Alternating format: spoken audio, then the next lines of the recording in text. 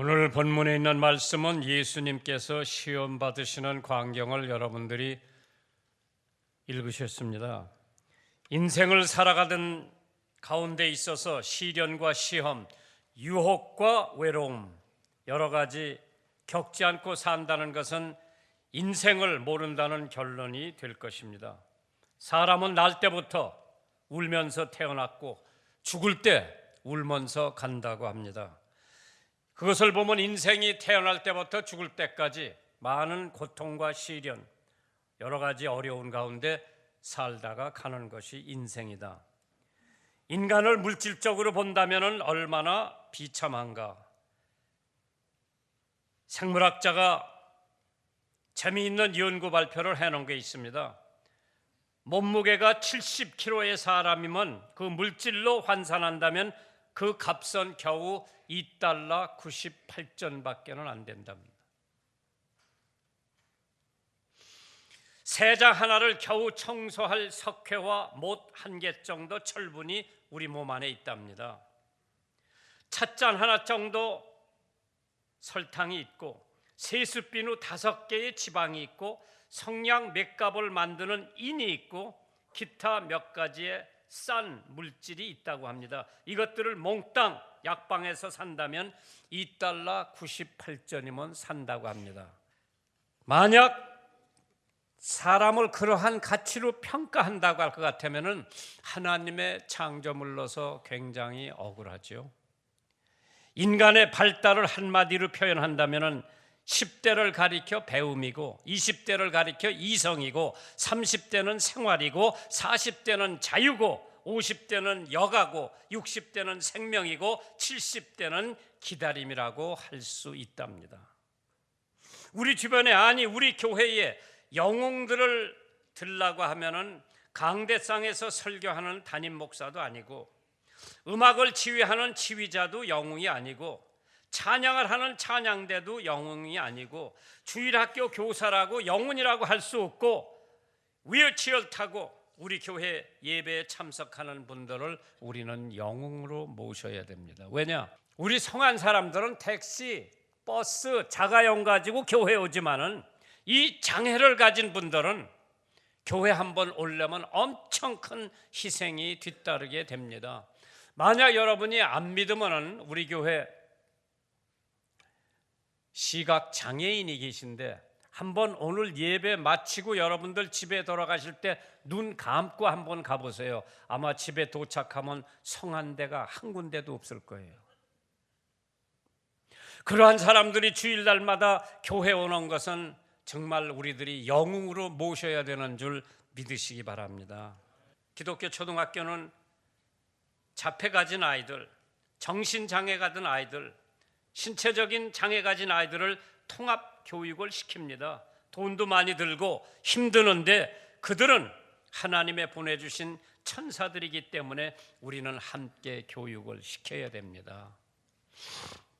이 학교에서 신체 장애를 가진 애들을 받는다고 하니까 학부모들이 반대를 합니다. 그래서 우리 집사람이 그럼 우리 학교에 보내지 말고 그 성한 아이들은 다른 학교 보내세요. 그러니까 학부모들이 아무 소리 못하고 자기 애들을 여기 보냅니다. 그러고 장애 아들하고 통합 교육을 하니까 요셉 목사 애들이 그 통합 교육을 해가지고 그 장애 우들을 돌봐주는데 장애우보다 성한 아이들이 더 은혜를 받고 더 보람을 느끼는 것을 체험했을 겁니다. 칼카다의 성녀 데레사 수녀, 노벨상도 타고 우리나라에도 81년도에 와서 강연도 하고 저도 2-3번 그분을 만나봤습니다. 하루는 그가 기차를 타고 가는데 하나님의 음성을 듣게 됩니다. 데레사야, 너는 5만 명의 거지와 2만 명의 문둥병자가 살고 있는 칼카다로 가거라. 그들은 길거리에서 나서 길거리에서 살다가 길거리에서 죽는다. 너는 그들에게 잠자리를 주고 그들에게 옷과 먹을 것을 주고 죽으면 무덤을 만들어 주라고 하는 하나님의 음성을 듣고 그는 2년 동안 준비하다가 마침내 1948년 8월 8일 찬송가 한 권, 성경책 한 권, 수녀복 한 벌 입고 떠납니다. 데레사는 그때 이렇게 기도를 했습니다. 하나님, 이 한 벌의 옷에 헤어지면 나는 무슨 옷을 입을지 모릅니다. 내일 아침 어디서 먹어야 할지 모르고 떠납니다. 내 일생을 주님께 챙겨 주시옵소서. 그 후 30년이 지나고 죽기 전까지 100여 곳에 고아원을 세우고 1979년 평화 노벨상을 타게 됩니다. 성도들이 그 그늘진 곳에서 몸부림치는 사람들을 누가 돌봐줄 것인가? 주여, 내가 여기 있나이다. 나를 보내소서. 오늘 본문에 있는 말씀을 보면 예수님께서 하나님의 독생자이신데도 불구하고 보통 사람들처럼 시험을 당하십니다. 우리들은 인류 역사를 보더라도 명군 현주는 인민의 사정을 알고 민중을 깊이 동정하며 고락을 함께하는 것입니다. 예수님께서 절대 거룩한 자시요 하나님의 독생자시지만은 한편으로는 우리와 똑같은 사람으로서 우리가 당하는 시험과 고통을 다 맛보셨기 때문에 우리를 도우실 수가 있는 줄 믿으시기 바랍니다. 목마르기도 하셨고 헐벗기도 하셨고 매도 맞아보셨고 시장도 해보셨고 배신도 당해보셨습니다. 히브리서 4장 15절에 우리에게 있는 대제사장은 우리의 연약함을 채울하지 아니하는 자가 아니요 모든 일에 우리와 한결같이 시험을 받은 자로되 죄는 없으시니라. 그러므로 우리가 긍휼하심을 받고 때를 따라 돕는 은혜를 얻기 위하여 은혜의 보좌 앞에 담대히 나갈 것이라고 했습니다. 오늘 본문에 있는 말씀을 보면 주님께서 당하신 시험, 온 인류를 대표하여 받으신 시험이라 할 수가 있겠습니다. 첫 번째, 예수님께서 배고픈 시험을 당해보셨습니다.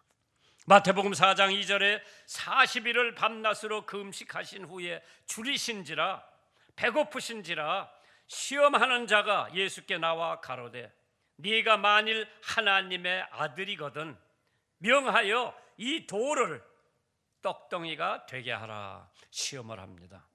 물론 예수님은 돌덩어리, 금덩어리 아무 것 갖다가 떡을 만드실 수 있다고 저는 믿습니다. 잔 밀턴이라고 하는 사람이 복락원이라고 하는 책을 보면 마귀들이 회의를 했답니다. 예수님을 어떻게 유혹하는 유혹 방법을 가지고 의논을 했답니다. 생마, 벨리알이라고 하는 생마가 말하기를 아주 미인 여자에게 화려한 옷을 입혀 친절과 교원으로 나타나 유혹하자는 제의를 했답니다. 그러자 마귀 왕은 예수에게는 정욕인 것 같고 안 된다. 배고픈 지경에 놓였으니 떡을 갖고 나타나라고 결정을 지었지만은 예수님께서는 썩을 양식을 위하여 일하지 말고 무엇을 먹을까 무엇을 마실까 염려하지 말라고 하는 말씀으로 떡 가지고는 예수님을 유혹할 수 없다고 하는 결론을 내렸습니다. 세상의 말에도 천하를 위하여 사람은 가사를 돌보지 않는다고 했습니다. 숭고한 인격자는 그러한 사소한 일에만 관심을 가지지 않는다고 했습니다. 이 시험을 이기신 것은 30년 동안 가난의 훈련을 받으셨기 때문에 먹는 문제를 해결하실 수 있는 분이 바로 예수입니다. 두 번째로 굶주린 무리에게 필요한 것은 떡입니다. 양식입니다. 예수님이 만약 이 시험에 넘어갔다면 우리 모든 사람은 다 마귀의 소유가 되고 말았을 겁니다. 돌로 떡을 만든다는데 두 가지 뜻이 있습니다. 첫째, 자연 법칙을 무시하는 처사입니다. 우리 생활 법칙, 즉 땀을 흘려서 먹고 살게 마련입니다. 배가 고프면 불의한 수단도 사용합니다. 그렇기 때문에 에서라고 하는 사람은 팥죽 한 그릇에 자기 장자의 명분을 팔아넘겼습니다. 잔발장이라고 하는 사람은 빵 하나를 도둑질해 먹고 평생 고생을 했습니다. 사흘 굶어 도둑질하는 사람이 없다고 배고픈 사람은 배고픔에 견디기가 힘듭니다. 더 많은 은혜는 우리의 짐이 더 무거워질 때 주어집니다. 우리의 수고가 더 커질 때 은혜의 힘도 더 커집니다. 고통이 더할수록 하나님의 은혜도 더해집니다. 바울 사도가 가시가 있었습니다. 하나님, 이 가시를 내게서 옮겨달라고 3번이나 기도를 했는데 하나님의 응답이 내 은혜가 내게 족할지라. 나의 인내의 창고가 가득 차버리고 고통이 더할수록 하나님의 은혜도 더해진다고 했습니다. 내 힘이 그의 막판에 달하고 내 자원이 고갈되어 가는 때에 하나님의 은혜는 겨우 시작되고 있는 무렵입니다. 하나님의 사랑에는 한도가 없습니다. 하나님의 은혜에도 척도가 없습니다. 하나님의 능력에는 울타리가 없습니다. 예수 그리스도 안에서 하나님은 당신에게 무엇인가 주고 싶어 하십니다. 하나님 앞에 거지가 되면은 하나님께서 그 사람에게 풍부하게 입히고 먹이고 살릴 줄 믿으시기 바랍니다. 두 번째, 성전에서 뛰어내리라고 하는 시험을 받게 됩니다. 마태복음 4장 5절에 이에 마귀가 예수를 거룩한 성으로 데려다가 성전 꼭대기에 세우고 가로되 네가 만일 하나님의 아들이거든 뛰어내리라. 기록되었으되 저가 너를 위하여 그 사자를 명하시리니 저희가 손으로 너를 받들어 발이 돌에 부딪히지 않게 하리로다 하였느니라. 처음에는 물질을 시험하다가 실패하니까 신앙으로 시험을 하게 됩니다. 성전의 중요성, 말라기 3장 1절에 만군의 여호와가 이르노라 보라 내가 내 사자를 보내리니 그가 내 앞에서 길을 예비할 것이요 또 너의 구하는 바 주가 홀련히 그 전에 임하리니 곧 너의 사모하는 바 언약의 사자가 임할 것이니라. 마당에는 제사장 백성들이 가득히 있는 곳입니다. 예수님은 어려서부터 성전을 사모했습니다. 이 집은 내 아버지의 집이니 내가 이 집에 있어야 하겠다. 높이가 90자나 되는 성전입니다. 센세이션으로 많은 사람들로부터 메시아로 환영을 받을 수 있다고 하는 유혹이었습니다. 하나님께서 상하지 않게 보호해 주신다고 하는 약속을 하면서 예수님을 마귀는 유혹을 합니다. 미국 속담의 예배당 지붕에는 마귀의 소굴이 있다는 말이 있습니다. 계시록의 예배당은 성전의 향년이 성도의 기도와 합하여 향기로운 기도를 올릴 때는 마귀의 장난 장소가 된다고 합니다. 처음 믿으려는 자, 특히 무지한 이들이 처음 믿으려면 때는 언제나 시험에 따르기 마련입니다. 사도행전 14장 22절에 제자들의 마음을 굳게 하여 이 믿음에 거하라 권하고 또 우리가 하나님 나라에 들어가려면 많은 환난을 겪어야 할 것이라고 했습니다. 예수님도 이 땅에 계셨을 때에 그 무서운 시험을 당했으면 예수를 믿는 우리들도 반드시 사탄과 마귀의 시험을 받게 될 겁니다. 어떤 사람은 재물의 시험을 받게 되고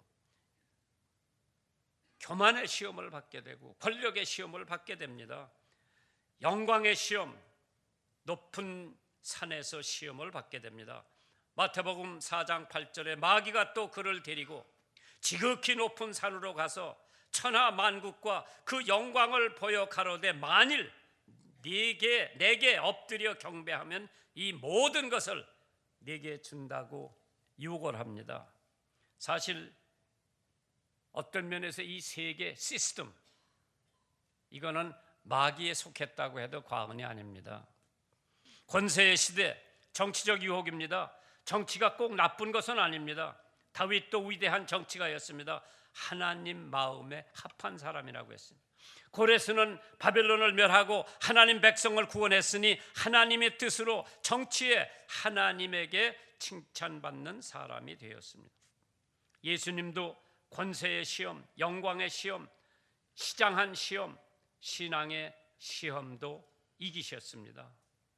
마태복음 4장 10절에 이에 예수께서 말씀하시되 사탄아 물러가라 기록되었으되 주 너의 하나님께 경배하고 다만 그를 섬기라 하였느니라. 이에 마귀는 예수를 떠나고 천사들이 와서 수종을 들었다고 합니다.